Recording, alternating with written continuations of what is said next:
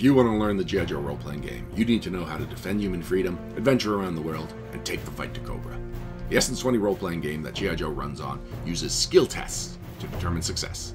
If you're trying to accomplish a task, whether you're attacking, observing, or dancing, you need to roll a skill test. You'll be rolling a lot of skill tests in any given session of the G.I. Joe role-playing game, so it's important to understand how skill tests work. The G.I. Joe role-playing game core rulebook explains skill tests twice, once in Chapter 6, Essence Scores and Skills, and again in Chapter 9, Combat. The second skill test explanation covers attacks specifically, which is a more elaborate form of skill test. We'll be going over both versions of skill tests and call out the differences as they come up.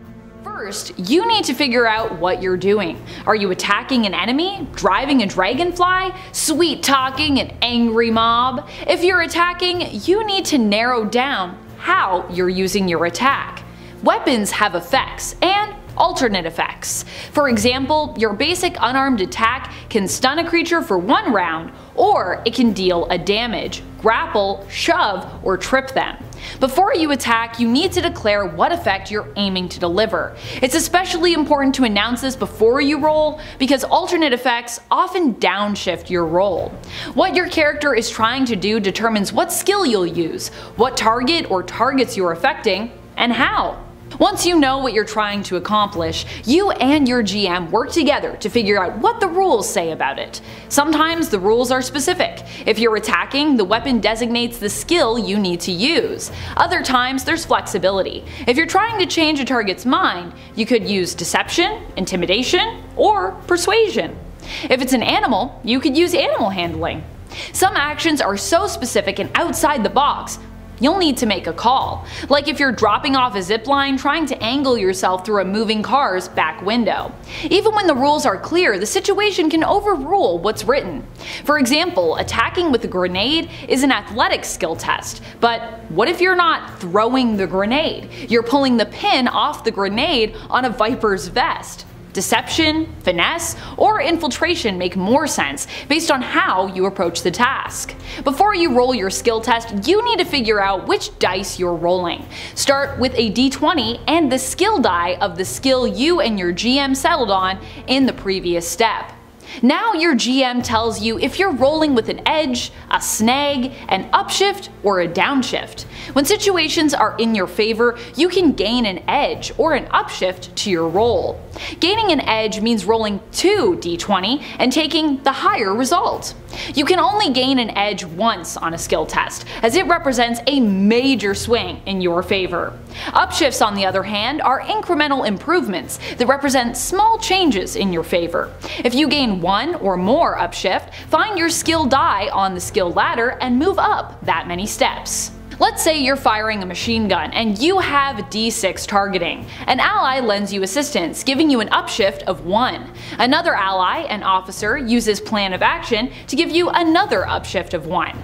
You also take the time to aim, giving you another upshift of 1. That means your D6 moves up 3 rungs on the skill ladder, giving you a D12.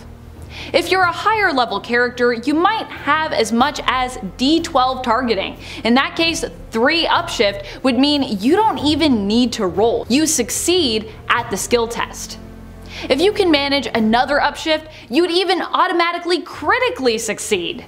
Downshifts work the same way, but in the other direction.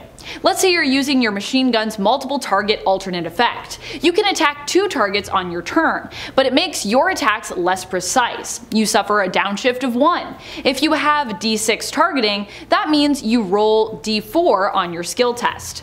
It's possible to gain upshifts and downshifts on the same skill test. In that case, start at your skill die, go up a number of steps equal to your upshifts, and then down a number of steps equal to your downshifts. If you get upshift 3 and downshift 1 to your d6, you end up with a d10 skill die for this roll. Finally, a snag is like an edge, but you take the lower of the 2 d20 rolls. If you have both an edge and a snag on your roll, they cancel each other out. The last thing you need to do before you roll your skill test is the difficulty. In the case of a skill test without a target, the GM decides how hard what you're attempting is for the average character, from extremely simple to nearly impossible.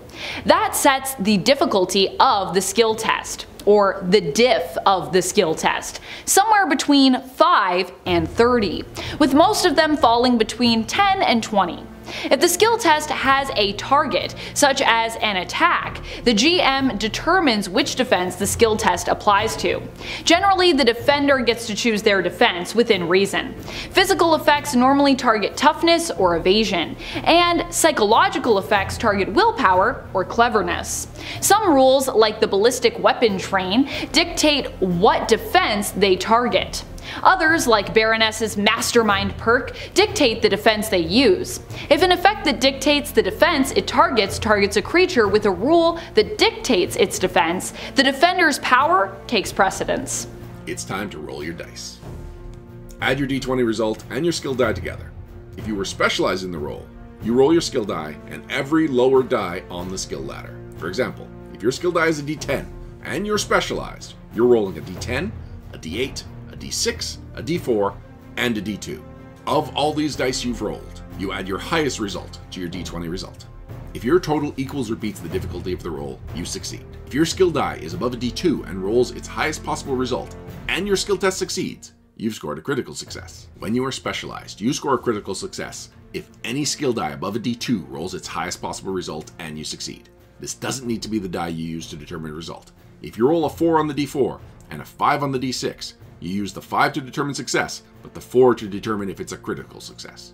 A critical success means that not only do you succeed, you gain an additional benefit. Similarly, if your result doubles the difficulty, you succeed with a high degree of success, granting additional benefits. And if you double the difficulty and succeed, and yes, you can score both a critical success and a high degree of success on the same roll. That's the basics of skill tests. Figure out what you want to do, how, modify your skill die, roll the skill test, and determine your results.